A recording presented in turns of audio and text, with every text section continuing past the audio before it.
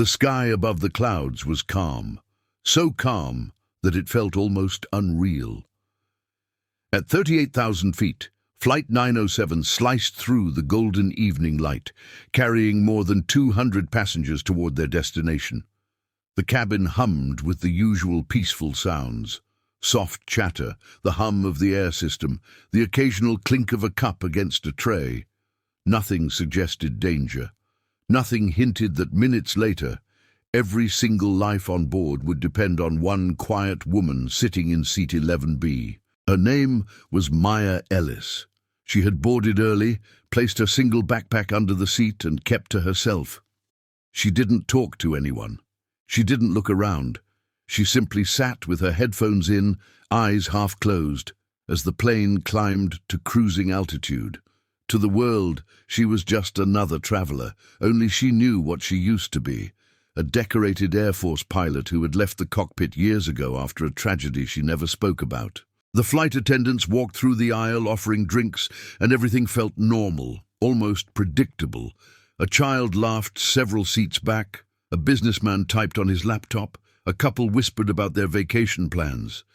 Maya remained silent, staring out the window at the endless stretch of clouds glowing like gold sheets. Then it happened, a sound so subtle that only a trained ear would notice it at first. The engines stopped humming. Not slowed, not reduced. Stopped. It was the kind of silence that did not belong on an airplane. Maya's eyes snapped open instantly. The cabin still looked calm, but she felt the shift, the faint, unnatural drop in vibration, the sudden stillness beneath the floor. And then, the entire plane shuddered once, sharply, like a heartbeat skipping. A second later, a loud warning tone echoed faintly from the cockpit. Around the passengers, confusion spread slowly. Did the lights flicker? Why is it so quiet? Is that normal? Within 20 seconds, the captain's voice tried to come on the intercom, but it cut out mid-sentence, replaced by static. The plane tilted ever so slightly to the left before correcting itself automatically. A few passengers glanced around nervously. Others still didn't understand anything was wrong. But Maya knew. She reached up, calmly removed her headphones and listened. Nothing, just the eerie, impossible silence of a jet with no thrust. Her heart sped up, not in fear but in recognition. She had heard that silence once before, in a military aircraft over hostile territory. The memory stung her, but she pushed it away. One row ahead, a flight attendant hurried past, whispering urgently to another. Their faces were pale. Something was very wrong in the cockpit. Then the turbulence hit. The plane dropped, only a few feet. But it was enough to make drinks spill and passengers gasp. A baby cried, the lights flickered again. The overhead bins rattled. A man shouted, "What's happening?" The attendants tried to calm everyone, but even they struggled to stay. Composed, one of them picked up the intercom to speak but hesitated, glancing again toward the cockpit door with fear. Maya unbuckled her seatbelt. She wasn't supposed to get involved. She had left that life behind. She had promised herself never to touch an aircraft again unless absolutely necessary. But this was beyond choice. She stood up. Another drop. This one sharper, enough to make several people scream. Oxygen masks didn't deploy, but the sense of falling had begun. Maya steadied herself with a hand on the overhead bin. The flight attendant moved toward her quickly. "Ma'am, please stay seated. What's the cockpit status?" Maya asked, calm but firm. The attendant blinked. I don't know. The captain isn't responding." "First officer?" "No response either, ma'am. We think they're unconscious. We're trying to get in." "Is the door locked?" "Yes, and we can't override from outside." Maya's jaw tightened. If both pilots were unresponsive and the engines had failed, the airplane was already in a controlled glide, one that would not last forever. Every second mattered. "I need you to let me try," Maya said, stepping toward the front. The attendant tried to protest again, but another violent jolt shook the aircraft. This one was worse. Luggage thumped around in the bins. Several passengers screamed. Someone began crying loudly. Panic had begun creeping into the cabin like smoke. Maya didn't wait for permission. She moved forward with quick, precise steps. As she reached the cockpit door, she knocked sharply. "Captain!" No answer. She knocked again, louder. "Captain, do you copy?" Silence. She turned to the attendant. "Emergency code." "We tried. The panel is frozen." Of course it was. When electrical systems began failing, the override panel often malfunctioned. "Maya," the attendant whispered, "what do we do?" Maya exhaled slowly through her nose. She didn't want this. She didn't want to remember the person she used to be, but more than that, she didn't want these people to die. Not because she did nothing. "Step back," Maya said softly. She positioned herself, braced her shoulder, and slammed into the door. Once, twice. The third hit cracked the lock. The fourth forced the door open. The cockpit was dim. Both pilots were slumped over, breathing but unconscious. Alarms flashed red across every panel. The gauges showed the truth Maya already knew. Zero engine power, rapid altitude loss, electrical failures. The plane was falling. Maya gripped the control column, slid into the captain's seat, and lifted her chin with the calm of someone who had been here before. "All right," she whispered. "If you want me back in the sky, I'm here." And as the plane continued its silent, deadly descent, she took command. The cockpit lights flickered weakly as Maya slid fully into the captain's seat. Warning alarms flashed across the panels in chaotic red patterns. Altitude dropping, airspeed unstable, engine indicators dead.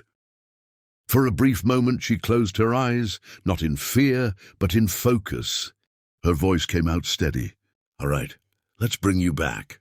She reached for the oxygen mask first, securing it over her face. Then she pushed the pilot's chair forward and took full control. The aircraft trembled violently as she leveled the wings. At least the plane was still gliding. That gave her a precious window of time. The flight attendant peeked inside, trembling. Are you a pilot?"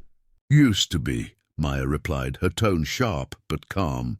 "Get someone to check on the passengers. Tell them someone is flying the plane." "Okay." As the attendant hurried away, Maya reached for the radio. "Mayday, mayday, this is Flight 907. Both pilots are incapacitated. Engines 1 and 2 are offline. Aircraft is in emergency glide. This is... stand by."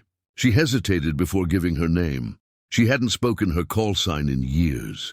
But this situation wasn't about her past. It was about survival. She pressed the button again. "This is Maya Ellis, former Air Force.